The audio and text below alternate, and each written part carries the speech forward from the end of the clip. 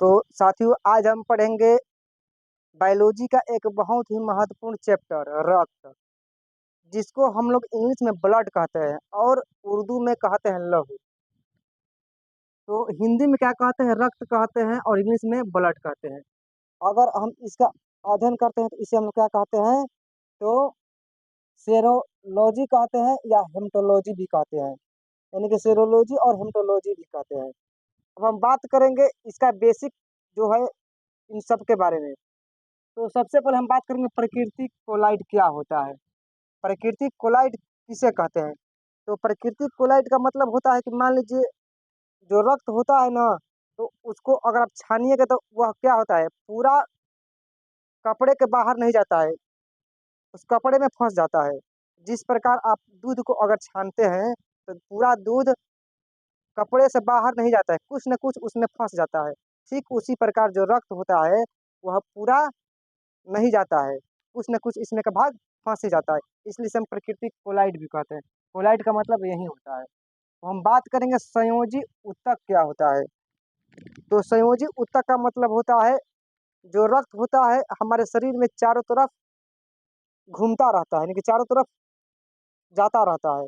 तो इसलिए इसलिए इसे हम क्या कहते हैं, तो संयोजी ऊतक कहते हैं, क्योंकि यह सर्कुलेट का काम करता है, चारों तरफ घूमने का काम करता है। अब जो रक्त होता है, रक्त का पीएच मान कितना होता है? तो रक्त का पीएच मान होता है 7.4। और यह क्षारीय होता है। क्या होता है? तो क्षारीय होता है, क्योंकि 7 दशमलव से पहले जो होता है उसको अम्लीय कहते हैं और 7 दशमलव के बाद जो होता है उसे हम लोग क्षारीय कहते हैं। इसलिए रक्त हमारा क्या होता है, तो क्षारीय होता है। और हम बात करेंगे मेल और फीमेल, यानी कि पुरुष और महिला। पुरुष में रक्त कितना पाया जाता है और महिलाओं में रक्त कितना पाया जाता है? तो पुरुषों में रक्त पाया जाता है 5.5 लीटर और महिलाओं में पाया जाता है 5 लीटर। तो हम बात करेंगे पुरुषों में यहाँ पर ज़्यादा पाया गया और महिलाओं में कम पाया गया। तो आखिर क्यों ऐसा हुआ? क्या पुरुष में ज़्यादा पुरुष महिला से ज़्यादा खाते हैं? ऐसा तो बात नहीं है। तो पुरुष में क्या होता है कि हीमोग्लोबिन जो होता है वह ज़्यादा होता है और महिलाओं में कम होता है। तो जिसमें ज़्यादा हीमोग्लोबिन रहेगा उसमें क्या होगा, रक्त की मात्रा अधिक रहेगी, और जिसमें कम रहेगा उसमें रक्त की मात्रा कम रहेगा। तो इसलिए महिला में क्या होता है, हीमोग्लोबिन कम पाया जाता है और पुरुष में ज़्यादा पाया जाता है। और बात करेंगे आयरन। जब अगर हीमोग्लोबिन कम होगा तो आयरन का मात्रा भी कम होगा। तो पुरुषों में ज़्यादा होता है आयरन और महिलाओं में कम होता है। इसलिए पुरुष जो होते हैं महिलाओं से कठोर होते हैं और मजबूत पेशी के होते हैं, जबकि महिला क्या होती है, थोड़ा कोमल होती है, क्योंकि उनमें आयरन की मात्रा पुरुषों की अपेक्षा कम पाया जाता है। अब हम बात करेंगे निर्माण, यानी कि रक्त का निर्माण होता कहाँ पाया जाता है, तो अस्थि मज्जा में पाया जाता है। तो वयस्क पुरुषों में कहाँ पाया जाता है रक्त, तो बोन मैरो यानी कि अस्थि मज्जा में पाया जाता है। कहाँ पाया जाता है, तो बोन मैरो या अस्थि मज्जा। ये अस्थि मज्जा क्या होता है?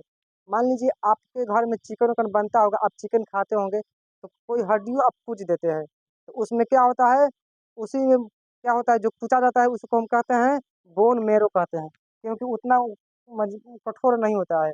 उसी में क्या होता है, तो रक्त का निर्माण होता है। अब बात करेंगे जो भ्रूण होते हैं, यानी कि भ्रूण का मतलब होता है जिन बच्चों का अभी जन्म नहीं हुआ है, वो माँ की पेट में ही है।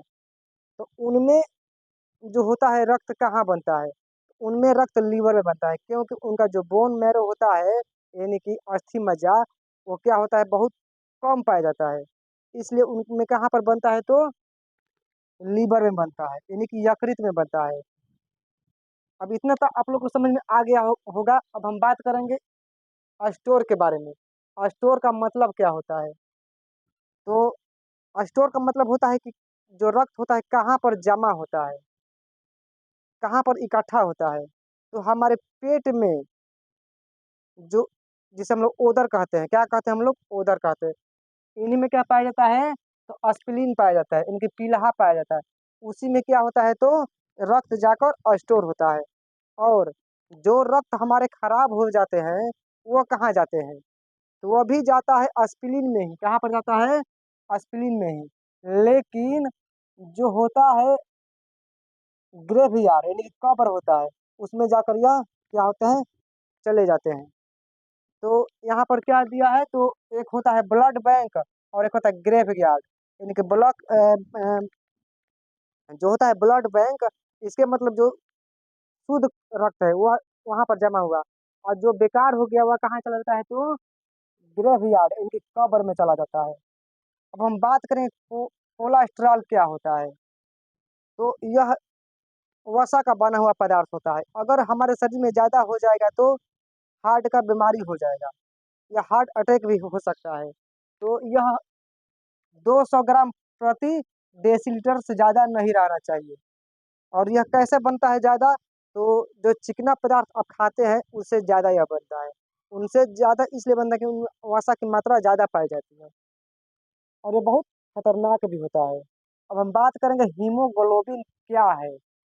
तो हीमोग्लोबिन के चलते ही जो रक्त होता है लाल दिखाई पड़ता है। रक्त किस कारण दिखाई पड़ता है, तो हीमोग्लोबिन के कारण। यह प्रश्न कभी कभी पूछ भी देता है कि रक्त जो होता है लाल क्यों दिखाई देता है, तो हीमोग्लोबिन के चलते। हीमोग्लोबिन को हम लोग एचबी भी कह सकते हैं, यानी कि इसको सूक्ष्म रूप में, छोटा रूप में हम इसे एचबी भी कह सकते हैं। अब मेल में बात करेंगे और फीमेल में बात करेंगे, तो मेल में 14 ग्राम प्रति डेसीलीटर हीमोग्लोबिन पाया जाता है, और फीमेल में 13 ग्राम प्रति डेसीलीटर हीमोग्लोबिन पाया जाता है।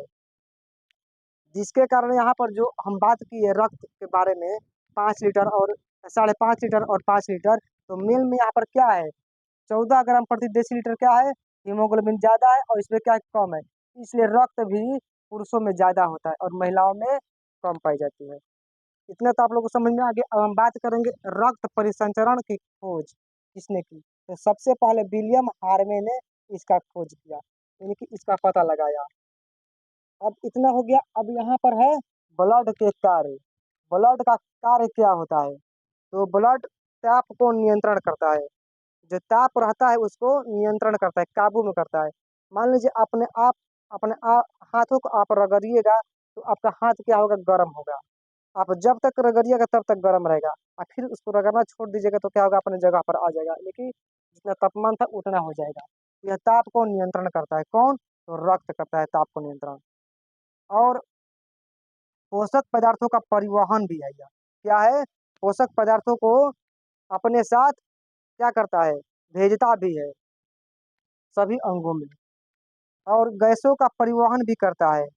कोई कहता है कि फेफड़ा जो होता है गैस गैसों का रख रखाव कर, लेकिन फेफड़ा का उतना ही काम है, एक तरह का टंकी का काम करता है। जिस प्रकार आपके छत पर नल द्वारा पानी भरा जाता है, एक टंकी में जाकर जमा हो जाता है, और अगर आप उपयोग करते हैं तो क्या करते हैं, फिर अपना नल चालू करते हैं निकी, तो क्या होता है, पानी टंकी से बाहर आता है। तो ठीक उसी प्रकार यह क्या करता है, जो होता है फेफड़ा, तो गैसों का रख रखाव करता है। लेकिन जो रक्त है वह क्या करता है, तो O2 या CO2 हो, इसको क्या करता है, तो परिवहन कराता रहता है। अब उत्सर्जी पदार्थ, जो उत्सर्जी पदार्थ होता है वो भी रक्त के साथ साथ जाता रहता है। उत्सर्जी पदार्थ पहले बाहर नहीं होगा, ये भी रक्त के साथ जाएगा। लेकिन वहां पर जो किडनी होता है वो क्या करता है, किडनी जो होता है उत्सर्जी पदार्थ उसको अपने तरफ खींच लेता है, और रक्त से कहता है कि आप जा सकते हैं, कोई बात नहीं है, हमें तो इसका काम था। तो यह जो होता है किडनी उत्सर्जी पदार्थों को अपने तरफ खींच लेता है। तो रक्त के ये सब काम होता है कि यह भी पोषक पदार्थों का भी परिवहन करता है, और गैसों का भी परिवहन करता है, और उत्सर्जी पदार्थों का भी परिवहन करता है। तो ये था रक्त। रक्त में अभी हम पढ़ रहे हैं बेसिक जानकारी।